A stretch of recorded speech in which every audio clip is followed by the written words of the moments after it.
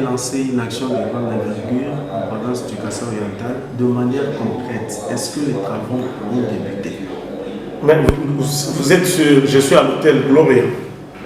Vous voyez la pluie qui était en train de se faire sur l'avenue Lusambo, c'est une génie qui a déjà passé. Donc il y a l'effectivité, il y a l'effectivité des travaux qui ont déjà commencé. En tant qu'expert et technicien, vous promettez de 36 mois pour mettre les ouvrages à la province. C'est en raison de quoi? En raison de quoi? Mais nous avons toute une planification, une programmation qui a été faite. Parce qu'avant de lancer un projet comme ça, il y a d'abord les études qui sont faites. Donc, avant d'arriver à cette étape, peut-être on va passer une année dans les travaux des études, de planification, comment nous allons lancer les travaux.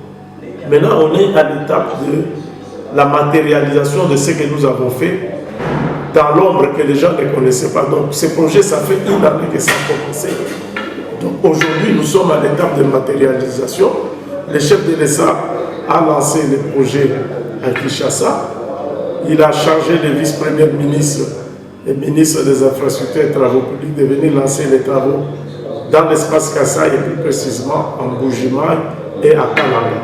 Parce que les autres provinces, ce sera après que nous allons fixer à quel moment on va commencer les travaux. Donc nous sommes dans l'étape de la matérialisation de ce grand projet qui est un projet du chef de l'État qui a initié ce projet, qui est soucieux du développement des infrastructures de Paris particulièrement.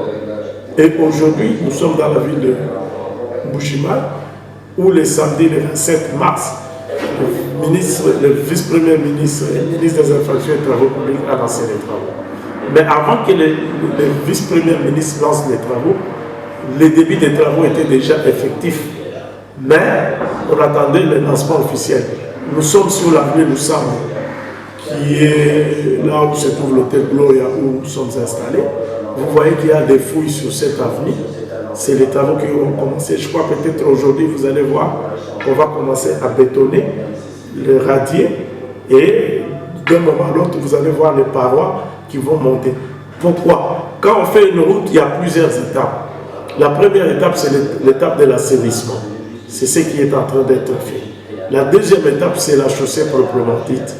La chaussée proprement dite, vous avez trois couches qui doivent être traitées. Vous avez la couche de fondation, vous avez la couche de base, et puis après, la couche de roulement qui est le bitume ou bien le macadam, comme les gens appellent communément. Donc, il y a tout un processus. Pour la ville de Mbuji-Mayi, nous savons combien de temps nous allons mettre pour pouvoir terminer les travaux. Les 36 mois, c'est tout l'espace Kasaï. Parce que le projet Tilégéou prend les grands Kasaï avec 100 km. 25 km en Mbuji-Mayi. Tout à l'heure, nous allons aller à Kananga pour lancer les travaux de Kananga, qui a 35 km. Quand je vais dans la province de Lomami, j'ai 10 km à Kabinda, 5 km à Moneditou. Je vais dans la province de Kasaï, j'ai 15 km à Chikapa. Je vais dans la province de Sankourou, où j'ai 10 km. Donc, il y a tout un processus qui est en train de se mettre en place. C'est ce que nous avons appelé, il y a eu d'abord l'installation des chantiers, qui est déjà un début de travaux. Parce que ça, vous ne voyez pas. Pour que l'entreprise vienne travailler, il doit se préparer, il doit amener les engins, il doit avoir des carrières. C'est un travail qui se fait, qui n'est pas visible au commun des mortels. Mais pour nous, nous disons que les travaux avaient déjà commencé. C'est ce que nous appelons l'installation du chantier. Maintenant, nous sommes dans l'effectivité des travaux, donc la population n'a pas à s'inquiéter. Les travaux qui est un projet du chef de l'État, comme je l'ai souligné le jour de lancement, va aller jusqu'au bout. Les 25 km de voirie de la ville de Mbujimayi, vous les aurez. Monsieur le directeur, Mbujimayi connaît un problème sérieux de radar. Est-ce que les routes que vous construisez seront vraiment protégées, étant donné que les rivières qui entourent la ville sont un peu éloignées? Les points de ravitaillement, comment vous allez vous y prendre? Oui, déjà, comme vous savez, il n'y a pas que le programme Tiré Gelou. L'Office de voirie et de drainage opère déjà dans la ville de Mbujimayi avec le programme PER sous le financement du FONER. Je vais vous citer quelques exemples que vous connaissez dans la ville de Mbujimayi. Je prends les réseaux Missé-Sangachan, où l'OVD est en train de travailler. Si n'était l'intervention de l'OVD, vous avez les images. Et la route la nationale numéro 1 allait s'y couper. Je prends les réseaux Bobo, à côté de l'église Saint-Michel. David. Je crois la fois passée, quand je suis passé, ce que j'ai vu, c'est que l'OVD a fait. Mais c'est tout le monde, même les prêtres qui nous critiquaient avant. Aujourd'hui, ils félicitent l'OVD. C'est pour vous dire qu'il y a un travail. Vous allez à l'érosion Bel-Hollandais, où ça faisait très longtemps que les gens ne passaient pas par là. Aujourd'hui, les passent. Quand nous sommes passés là-bas, nous avons vu les mamans qui sont venues nous accueillir en train de danser.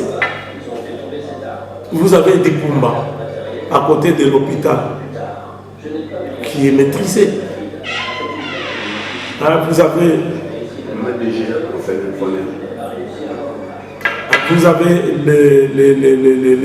l'érosion en dehors de Hollandais, je crois Saint-Lazare.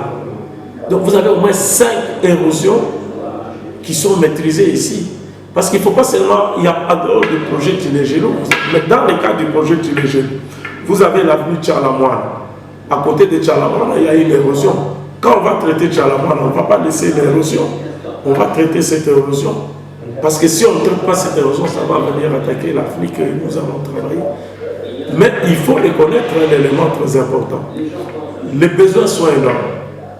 Les ressources, on a la pandémie qui a fait que nous dépendons du trésor public. Les budgets se sont analysés sensiblement avec la pandémie. Donc nous faisons la politique de moyens en dehors de Tilégelo, qui est un financement sur un partenariat public-privé, où vous avez Crexet, vous avez la banque IBEA, vous avez les FONER qui sont intervenus dans ces financements. Mais nous avons le financement FONER qui est en dehors, qui permet de prendre en charge. Mais les besoins sont énormes. Vous avez suivi le gouverneur qui a parlé des 400 têtes. On ne va pas dire qu'en un jour on va terminer les 400 têtes, mais selon les disponibilités de financement que nous donnons là, progressivement, nous allons essayer d'attaquer les différentes érosions qui sont dans la ville de Mbujimayi.